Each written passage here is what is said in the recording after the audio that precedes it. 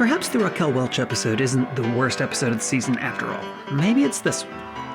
I say that because as I sit here trying to think of something clever or interesting to tell you about it, I got nothing. At least with the Welch episode and the upcoming utter disaster that is the Louise Lasser installment, there's something to say about them in a so bad it's good sort of way. This is just plain listless as an outing, and I have a feeling it'll make for one of my shortest videos since the weird Paul Simon show. Dyan Cannon definitely got work in the 70s, that's for sure.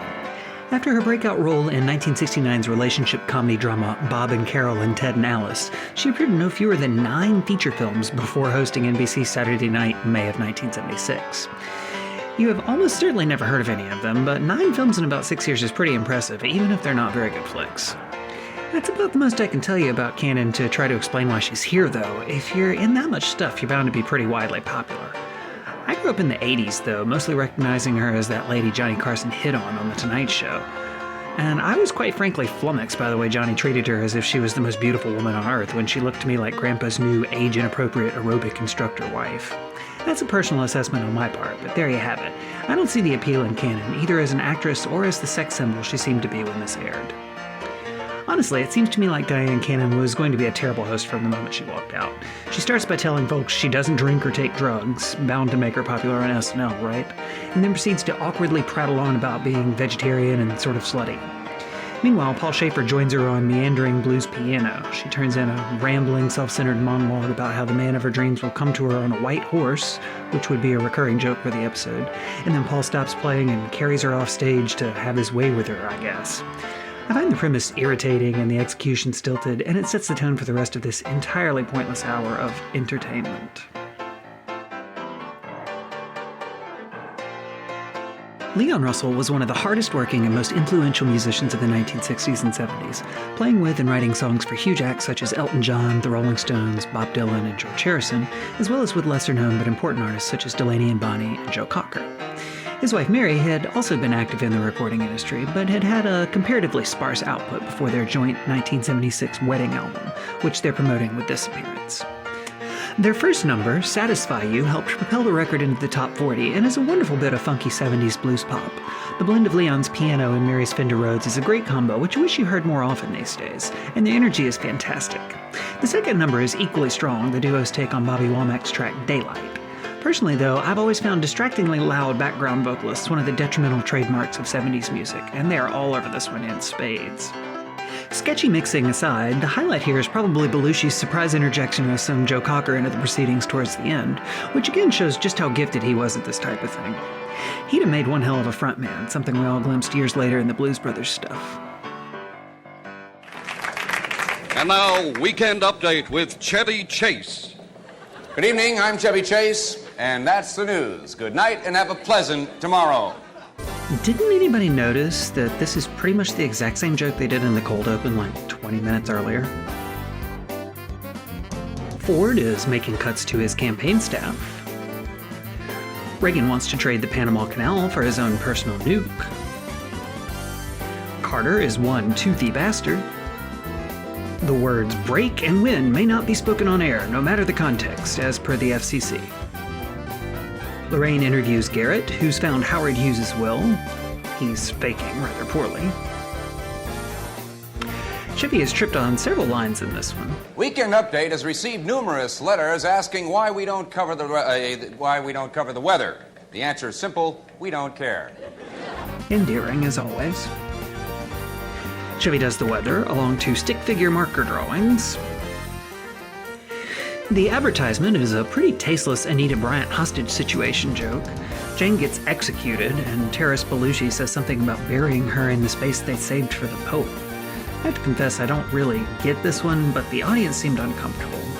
I can see this one getting complaints, and I'll bet you it was O'Donoghue's idea. A piece about $1 million Bernstein musical closing after only 8 performances. They show a picture of opening night, which is a mushroom cloud. A gag about a Charlie Chaplin movie finally being released in Spain. Franco had insisted for 30 years that it not be shown there because it made light of Adolf Hitler, who Franco admired. Hitler could not be reached for comment in Argentina, and sources report that Franco now only watches underground movies. A gag I kind of like. Chevy thankfully doesn't mangle the next bit, which is an incredibly wordy mashup of two news stories into one. Because we're running out of time, I'm going to combine the next two stories. Elocutionist won the 101st running of the Miss USA pageant today by over 2 lengths. The shapely, freckled-faced 3-year-old filly said that she was honored to be chosen winner and will donate the prize money to the family of 4th runner-up Miss Texas, who had to be destroyed after breaking a leg tap dancing during the talent competition. Miss Elocutionist is completing her studies at a junior college, and jockey Angel Cordero said that he is looking forward to riding again in the Belmont pageant next month. This one would have fallen flat if he'd missed a single syllable, but he nails it. The audience was a bit flummoxed, because I'll admit that I had to watch it more than once to catch all the wordplay. They tried this earlier in the season with a similar mashup of 2 stories, and it turned out pretty well done too. And finally, we have Garrett back in his original role doing the news for the hard of hearing. They've waited long enough that it's finally funny again, so take notes, Emily Latella.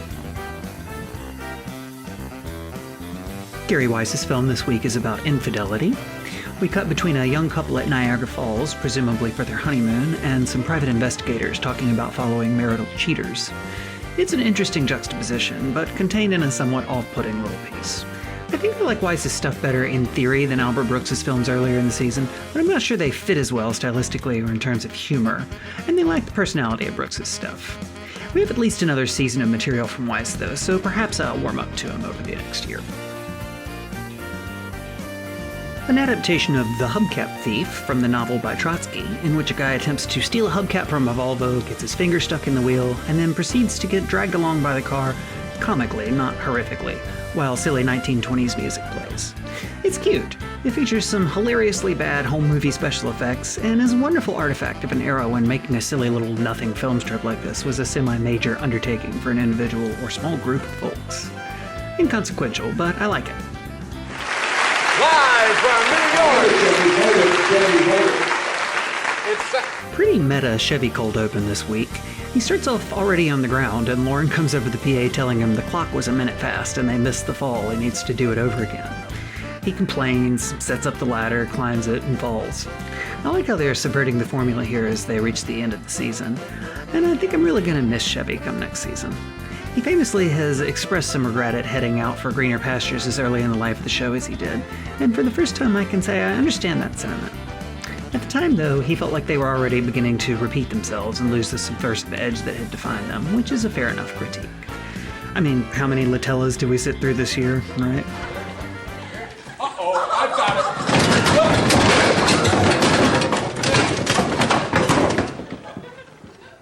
Live from New York, it's Saturday night!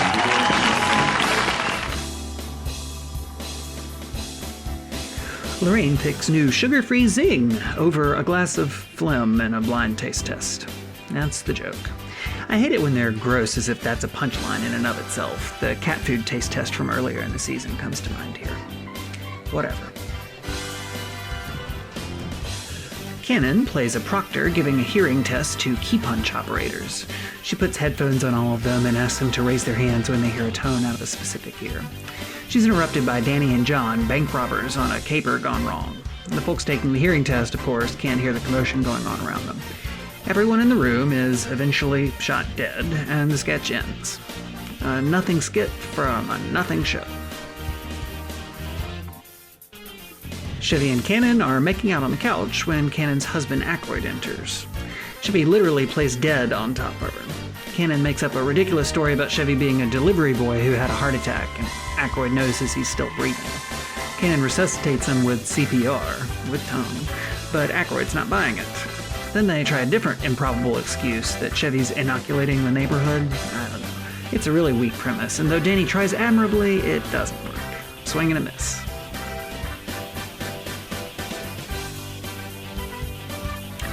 Jane yet again plays interviewer to Belushi as Pyotr Salutra, Bulgarian tourist minister. Unfortunately, he left the summer tape he was supposed to present on the show, so they showed the winter tape instead. It's black and white stock footage of grim winter conditions interspersed with some footage of folks doing Bulgarian things. The humor is mostly just Belushi's characterization of the tourism minister, but it's light on actual, jokes. In this terrible installment, though, it passes for comparatively strong material. Danny hits on Cannon during her introduction of the music guest. You know, dreams really do come true, you know. Dreams really do come true. He's hoarse, you see. Hardy har har har. She corrects him and gets on with the introduction of Leon and Mary. Gilda tells Lorraine Buck Henry will be hosting next week, and Lorraine thinks poor Buck is... Buck Henry, you!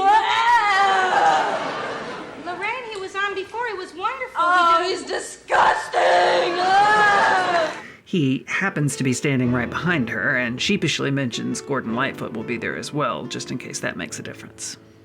This seems like it's live in the studio, so I guess Henry just happened to already be in town for next week and came to the show. Neat. Chevy is a priest at a funeral giving a eulogy while having the hiccups. Aykroyd suggests he drink some water to help him get over it, but to no avail. Cannon gets up and suggests holding his breath, which doesn't work either. Aykroyd then tries to startle him, but still no dice. Cannon plants a big smooch on him, but even that doesn't work. She lets out a scream, tries tickling him, etc. Finally, Gilda, the grieving widow, gets up and tries before slapping him.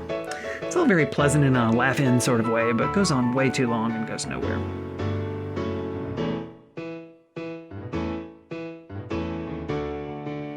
Garrett comes out as a pimp, with Lorraine and Gilda in tow, dressed like prostitutes, to which Cannon retorts, "No, I said horse." Good one, I guess. Cannon is fictional celebrity Cindy Cleavage in The Bubble Bath. She mispronounces luxuriate, steps on Danny's lines, and completely stinks up the sketch. Whoever thought she'd be a good host was sorely mistaken. She has the comic timing of leprosy. The best part, by far, is when Aykroyd accidentally drops a fake rat into the tub and startles her. It actually seems to loosen her up a bit, but it's still a pretty weak sketch about a guy who sells celebrity bathwater. Ick. Chevy has a word for us about the Marine Corps. His sergeant/director upbreaks him for his mistake, which of course precipitates a barrage of many more mistakes. This one is fun just because Chevy gets beat up repeatedly and Danny chews the scenery as the Marine director, but it's also a pretty one-note premise. You know it's a weak show when something like this stands out as good just because the host isn't in it. Gilda and John are Cannon's parents, who aren't pleased she's on her way out for a date with Johnny, who turns out to be 3 bikers named Johnny who are Hell's Angels. They proceed to tie up the parents and ransack the house while Cannon sings Johnny Angel. I don't get the purported humor beyond the tie-in between the song and the gang, and Cannon can't pull off more than about a C+ vocal delivery. I don't find any of this the slightest bit humorous or entertaining. It's bad community theater level dreck and puts me in mind of the similarly weak home invasion sketch from earlier in the season. Definitely the worst thing award winner.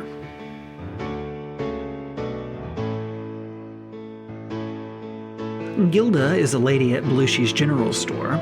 He asks about Gilda's kid, who she says died in a school bus accident. I'm gonna go ahead and go on a limb and guess this was an O'Donoghue sketch. Anyway, Belushi convinces her to go ahead and buy some toothpaste for little dead Johnny because even though his body will decay, his teeth will stay strong. Nothing lights up a parody ad like some dead kid jokes, huh, Michael?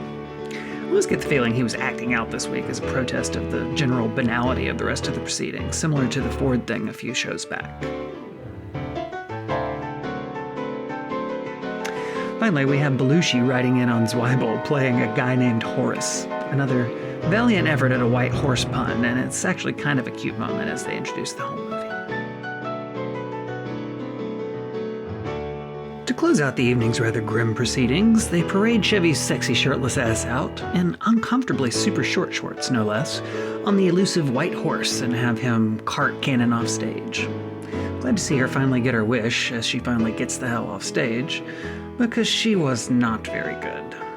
I wasn't kidding when I said this has been one of the least memorable outings so far. I mean, even the Welch show had one classic bit in the Beatles' Invitation. This one had zilch going for it.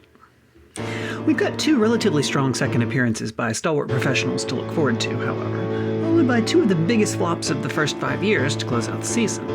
It's a roller coaster ride for sure, with lots to discuss, so stay tuned!